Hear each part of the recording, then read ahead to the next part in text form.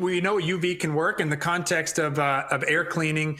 It's either in-duct UV or upper room UV. And I can talk about that far UV from that newer study.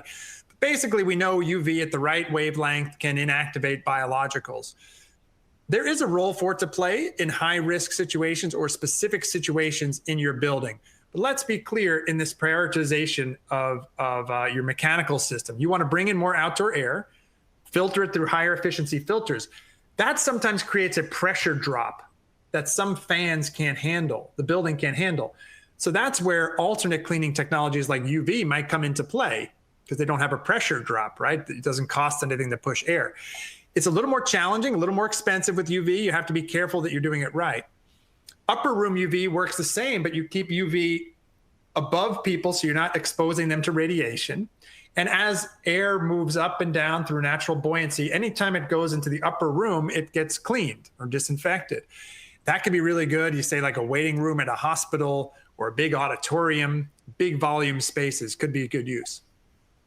The technology to keep your eye on is what's called far UV, where it might be promising that you'll be able to use this type of UV, but not be worried about harming people, because it's a wavelength that, at least what some of the science is saying, may not be harmful to humans. So in theory, you could shine it everywhere and not put people at risk while it's disinfecting. That's newer. I just say that's something to keep your eye on. In this fall, I think you'll start to see some new reports about it. I'm confident you'll see new reports on far UV. But let's also get to where we opened with you and the basics. Do the basics first.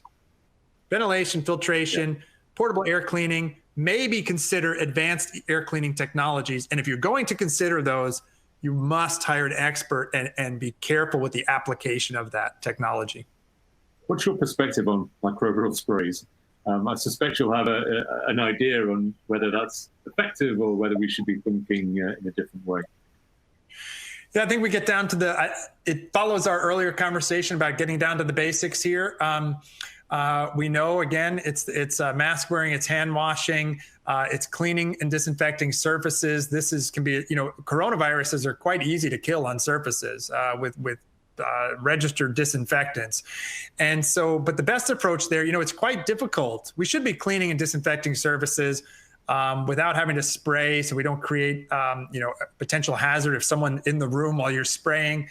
But at the same time, the better approach is we can't clean everything all the time, every second. We should clean highly touched surfaces, but people should be washing their hands frequently. That breaks that transmission chain. It's boring, but it's public health 101, and it's boring and 101 because we know it. We know it works. So it's the time for the basics in the building, time for the basics of hand washing, times of basics for infectious disease prevention. And we know these things are working. We see it in every country that's doing them and adhering to them. We see it in hospitals, even where they can't physically distance. These other control measures are working.